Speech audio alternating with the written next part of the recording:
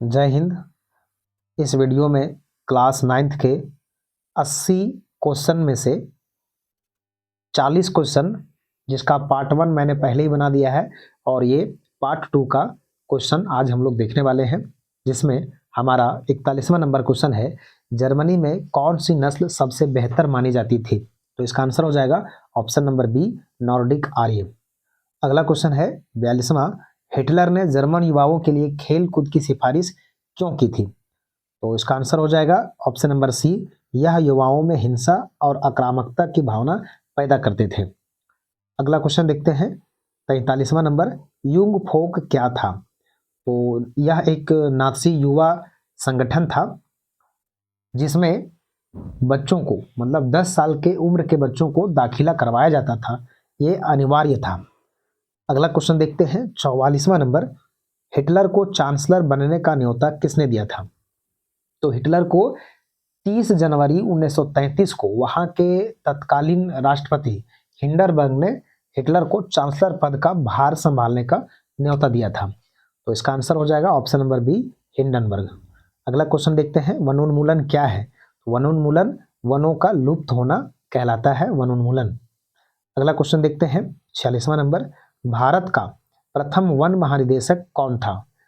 तो Dietrich Brandeis, ये एक जर्मन विशेषज्ञ था, जिसको भारत में बुलाया गया था यहाँ के जंगल समाप्त ना हो जाएं, इसकी देखरेख के लिए, या फिर इसको और कैसे बढ़ाया जाए इसके लिए। तो डाइट्रिच ब्रैंडिस को ही भारत का प्रथम वन महानिदेशक बनाया गया था, जिसके कार्यकाल में इन्होंने ही 1864 में भारतीय वन सेवा की स्थापना की थी, और उसके बाद 1865 में भारतीय वन अधिनियम को बनाने में सहयोग प्रदान किया था। तो इसका आंसर हो जाएगा ऑप्शन नंबर सी, ब्रैंडिस। अगला क्वेश्चन देखते हैं 47वां नंबर, भारतीय वन सेवा की स्थापना कब हुई थी। तो अभी मैंने इसको बताया, ऑप्शन नंबर डी हो जाएगा 1864। अगला क्वेश्चन है 48वां number, imperial forest research institute की स्थापना कहाँ हुई थी। तो इसका आंसर हो जाएगा ऑप्शन नंबर बी, देहरादून में की गई थी, जो कि उत्तराखंड की राजधानी भी है।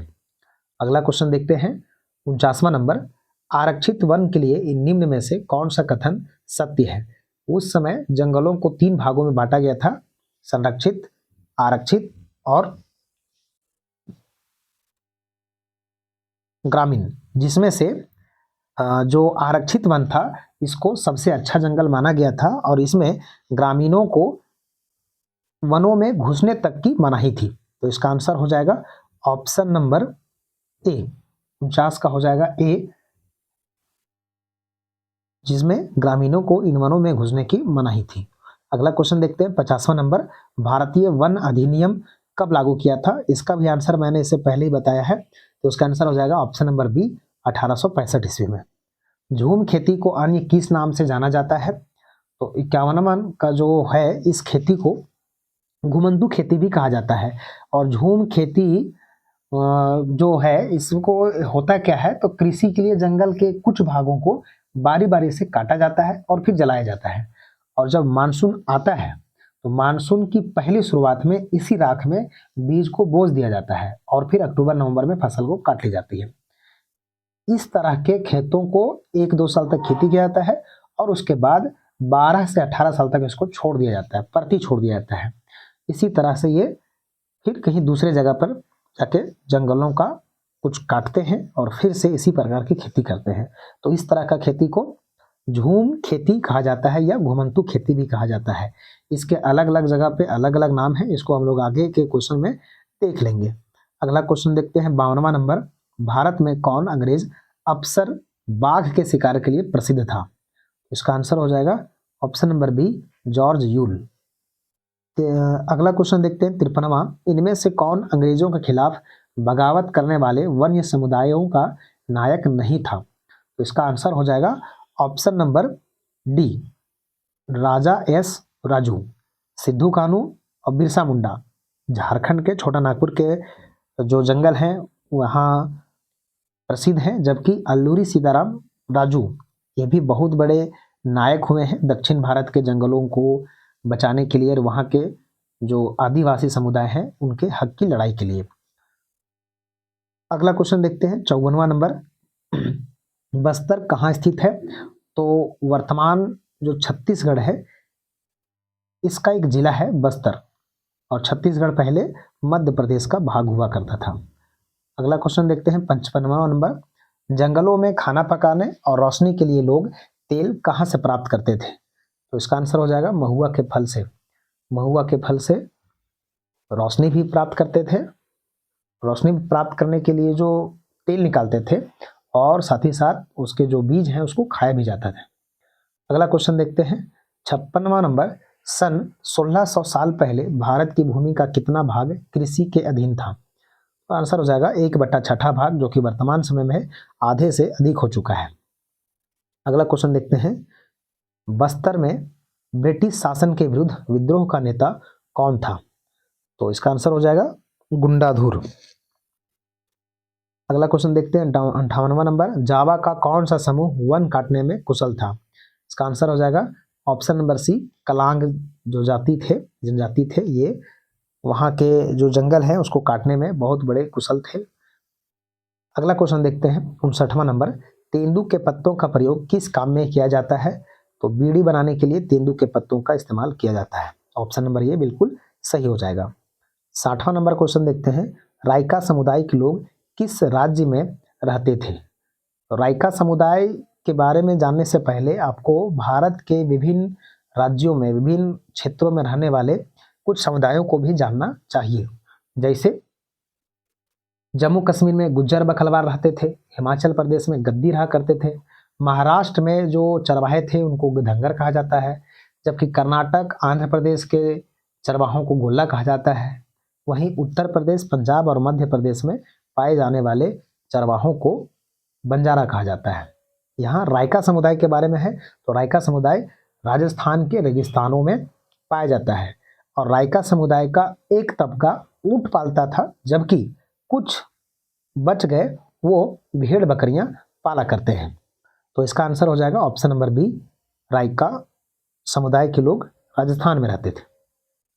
अगला क्वेश्चन देखते हैं 61वां नंबर, अफ्रीका का सबसे पुराना चरवाहा कबीला क्या कहलाता है?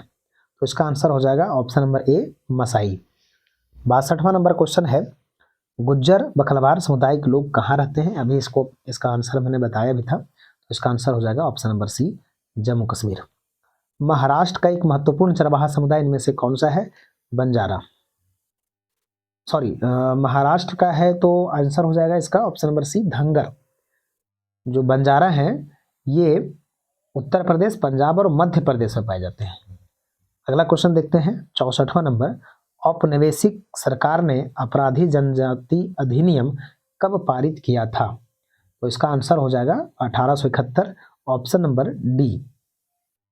अगला क्वेश्चन देखते हैं 65वां, 1947 ईस्वी में भारतीय चरवाहों को कौन सी नदी पर रोक लगा दी गई थी? मतलब उस समय भारत और पाकिस्तान का बंटवारा हुआ था, जिसके वजह से यहाँ के जो चरवाहे हैं पाकिस्तान के क्षेत्र में नहीं जा पाए, और ये पाकिस्तान के चरवाहे भारतीय क्षेत्र में ना आ पाए, तो वहाँ नदी, सिंधु नदी के आसपास जाने से मना कर दिया गया था। अगला क्वेश्चन देखते हैं 66वां नंबर, भाबर किसे कहते हैं? तो भाबर जो है पहाड़ी के गिरिपथ में स्थित घास के मैदान को भाबर कहा जाता है। इसका आंसर हो जाएगा डी, ऑप्शन नंबर डी। जबकि पहाड़ों पर स्थित जो घास के मैदान थे या फिर जो चारागाह थे उनको बुग्याल कहा जाता है। अगला क्वेश्चन देखते हैं 67वां नंबर, उत्तरी केनिया से तंजानिया के घास के मैदान को किस नाम से जाना जाता था? तो इसका आंसर हो जाएगा option number B, Masai land. अगला क्वेश्चन है हमारा 68वां नंबर, सेरेंगेटी नेशनल पार्क किस देश में है? सेरेंगेटी नेशनल पार्क अफ्रीका महाद्वीप के तंजानिया नामक देश में स्थित है। अगला क्वेश्चन देखते हैं 69वां नंबर, वरिष्ठ जन मतलब जिसको एल्डर्स कहा जाता था का मसाई समुदाय में क्या कार्य था? तो जो मसाई समुदाय थे ये दो भागों में बटे हुए थे, एक को एल्डर्स मतलब वरिष्ठ जन कहा जाता था, दूसरे को वरियर्स मतलब योद्धा समुदाय कहा जाता था। वरिष्ठ जन का काम था अपने जो कबीले हैं उनके महत्वपूर्ण फैसले और उस पर विचार विमर्श करना, जबकि एल्डर्स का जो काम था वरियर्स का जो काम था ये कबीलों की हिफाजत करना और दूसरे कबीले के मवेशी को छीन कर लाना, ये काम था। तो यहाँ आंसर हो जाएगा, यहाँ क्वेश्चन जो पूछ रहा है वरिष्ठ जन के लिए, मतलब एल्डर्स के लिए, तो इसका आंसर हो जाएगा ऑप्शन नंबर सी, विचार विमर्श करना। अगला क्वेश्चन है हमारा 70वां, ऊंचे पर्वतीय प्रदेशों में स्थित चारागाह को क्या कहा जाता है? तो इसका आंसर अभी भी इससे पहले मैंने बताया था, इसका आंसर हो जाएगा ऑप्शन नंबर ए, बुग्याल। गोल्ला समुदाय के लोग कहाँ रहते थे? तो गोल्ला के समुदाय के लोग जो है कर्नाटक के में जो रहा करते थे उनको गोल्ला समुदाय कहा जाता था, जो चरवाहे थे। अगला क्वेश्चन है 72, स्लीपर कहाँ लगते हैं? तो स्लीपर रेल की पटरी पर या रेल की पटरी को बनाने के लिए स्लीपर का इस्तेमाल किया जाता था, जिसमें उस समय काल में बहुत अधिक मात्रा में जंगलों को सफाया किया गया था। अगला क्वेश्चन देखते हैं 73वां, इवैक्यूएशन से नाजियों का क्या तात्पर्य था? इवैक्यूएशन का मतलब होता है खाली करना, मतलब उस समय गैस चैम्बरों में जो यहूदी थे या फिर गैर नॉर्डिक आर्य थे, उनको गैस चैम्बरों में ले जा करके मौत के घाट उतार दिया जाता था, लेकिन वो लोग मृत्यु नहीं खाता था, ना ही कुछ ऐसे शब्दों का इस्तेमाल किया करते थे जिससे किसी को ना लगे कि उनकी मृत्यु दी जा रही है, जैसे दया मृत्यु, अंतिम समाधान, ये सब शब्दों का इस्तेमाल किया करते थे। तो इसका आंसर हो जाएगा ऑप्शन नंबर ए, गैस चैम्बरों में मृत्यु। 74वां नंबर क्वेश्चन है, 1 मील लंबी रेल की पटरी के लिए कितने स्लीपरों की आवश्यकता पड़ती थी? इसका आंसर हो जाएगा ऑप्शन नंबर डी, 1760 से लेकर 2000 तक।